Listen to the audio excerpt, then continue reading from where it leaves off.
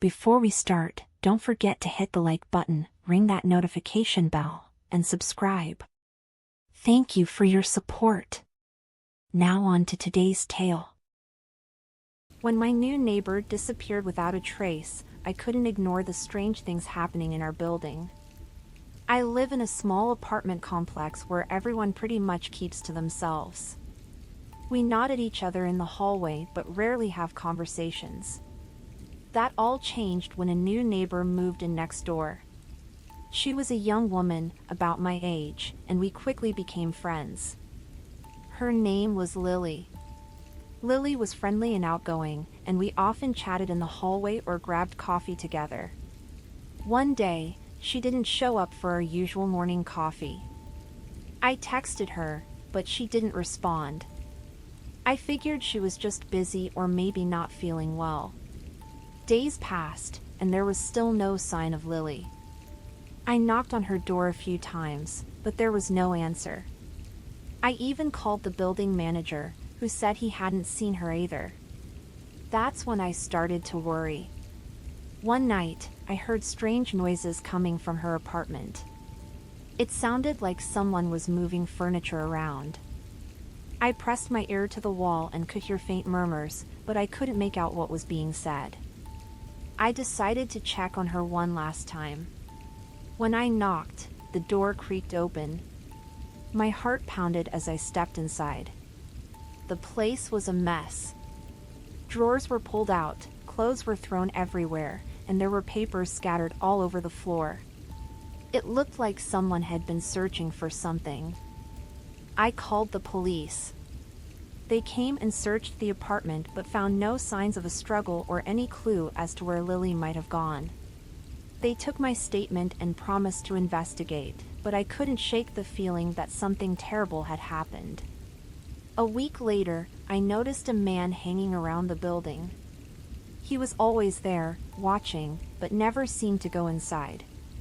One day, I mustered up the courage to approach him. He claimed he was a private investigator hired by Lily's parents, who were desperate to find her. He asked if I had seen or heard anything unusual. I told him about the noises and the mess in her apartment.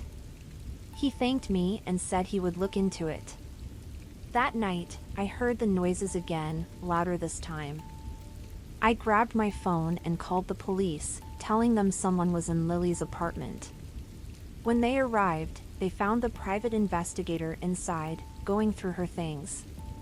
He claimed he was following a lead, but the police were suspicious. They took him in for questioning. The next day, I got a call from the police.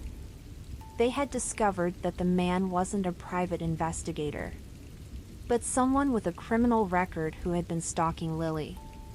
They believed he might have been involved in her disappearance. Weeks turned into months, and Lily was still missing.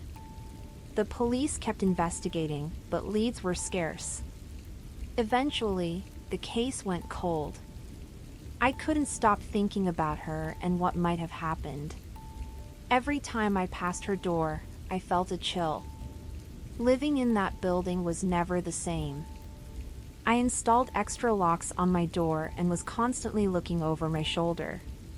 The sense of safety I once had was gone, replaced by an unease that lingered long after Lily's disappearance. I never thought house sitting for my friend would turn into the most terrifying experience of my life.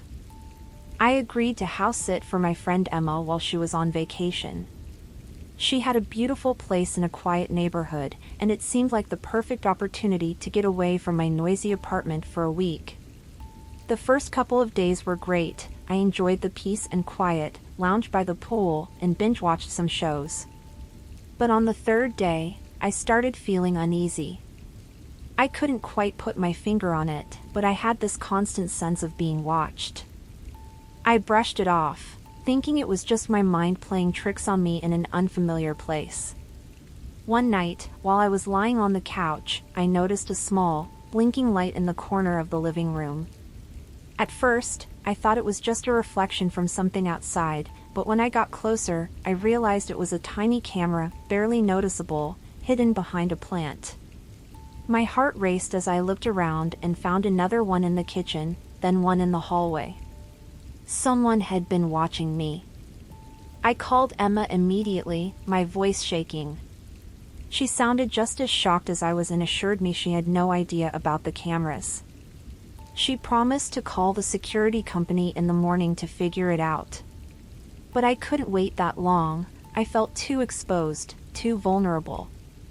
I spent the night at my own apartment and returned the next day with a friend to check the rest of the house.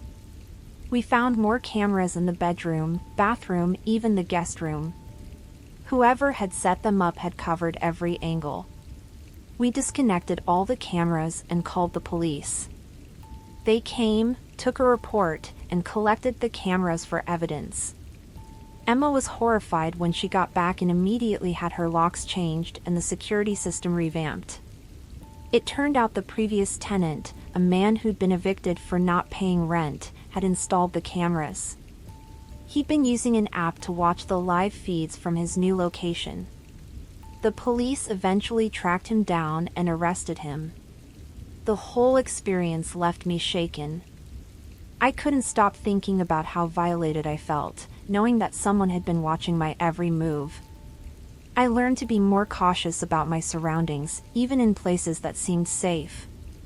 And I never house sat again.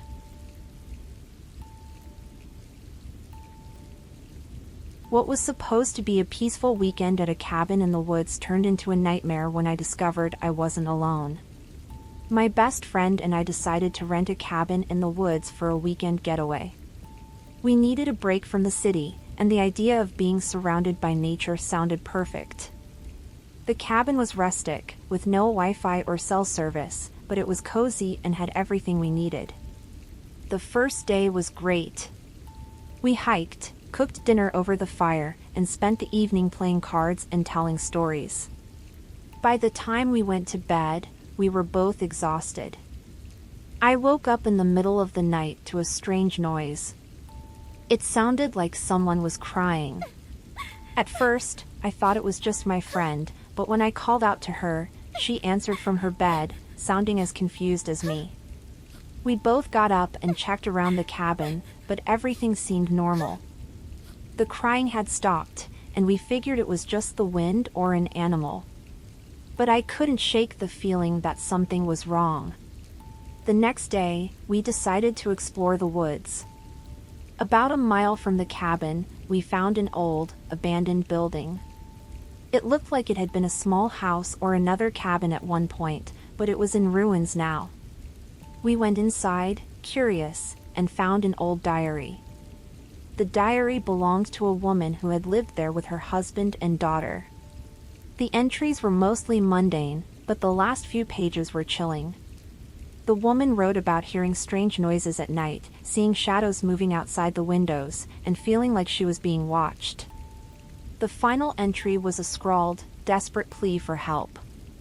We left the building quickly, feeling uneasy. That night, the crying started again. This time, it was louder, more insistent. We could hear it coming from outside. We locked the doors and windows, but the crying continued, growing closer. Suddenly, there was a loud bang on the door. We screamed, grabbing the nearest objects we could use as weapons. But when we opened the door, there was no one there. Just the darkness of the woods and the sound of the wind. We didn't sleep at all that night. As soon as it was light, we packed up and left. On the drive back, we couldn't stop talking about what had happened. We never figured out who or what was out there, but one thing was clear, we were never going back. Thank you for watching. If you liked the video, don't forget to like, share, comment, and subscribe. Also follow us on our socials. Your support keeps us going. Check out the next video you see here on the screen, and we'll see you again for another shadowy delight.